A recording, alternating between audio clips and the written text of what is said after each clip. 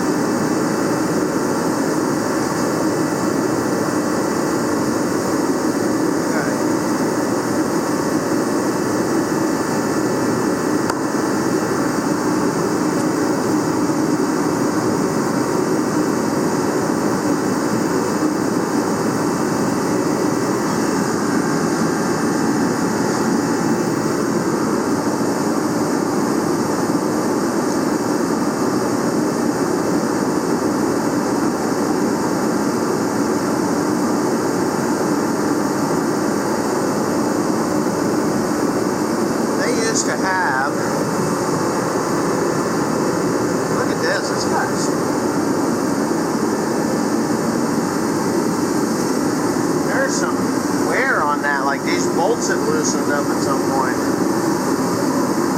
Alright, next thing. What do you got? Choking on dirt? You didn't put that in that thing.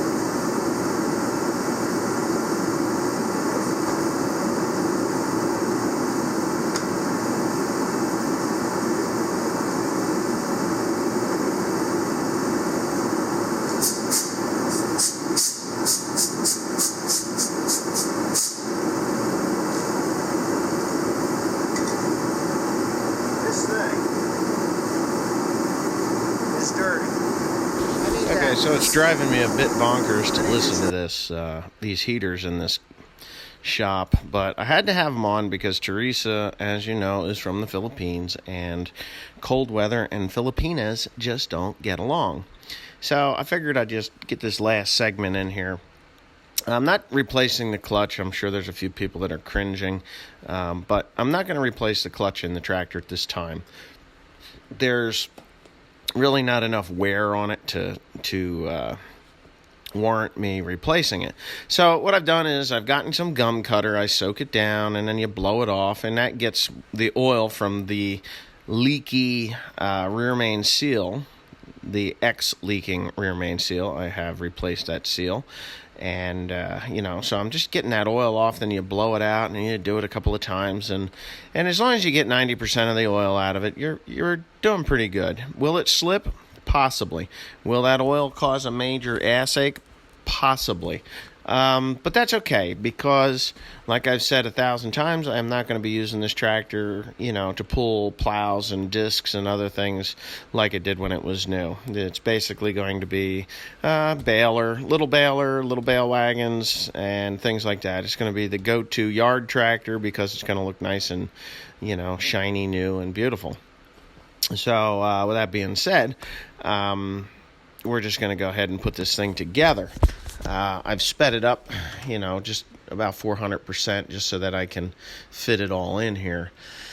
There is an aligning tool that you can purchase to align the clutch in there. A lot of times guys will use an old input shaft, which I have neither. But as you see what I'm doing here, you watching me? Actually there's an extension that I have, or even the ratchet handle is what I think I'm using. And I can line that thing up just a little bit. You tighten the sides just enough to pinch it, and then you get it as close to center as possible. As long as it slips over the first set of splines, you're golden. Once you get that thing over the first set of splines. Now, the second set of splines, which would be for the, I believe the PTO clutch, power takeoff clutch, is the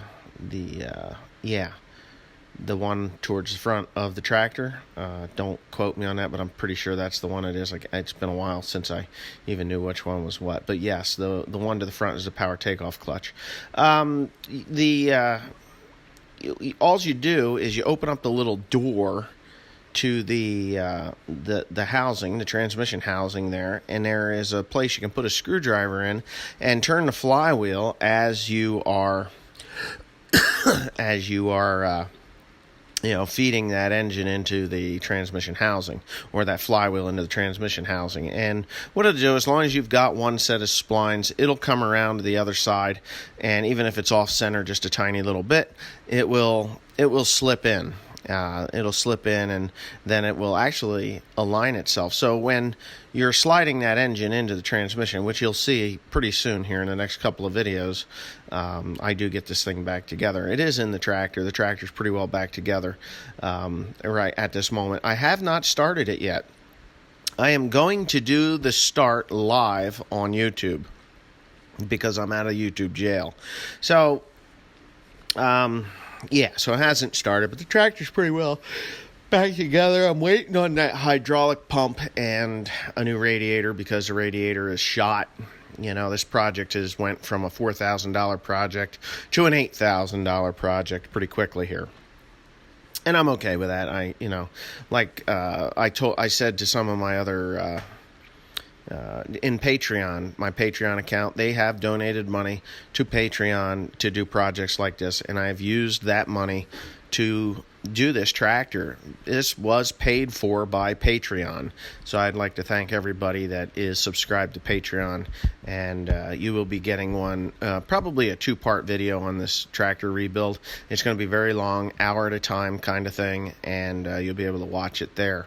And I appreciate everyone that has, I appreciate everyone, whether you're YouTube or Patreon. I appreciate y'all, but I especially appreciate the Patreon users because that has, made this build possible. So, anyway, I will talk to y'all later because I ran out of video.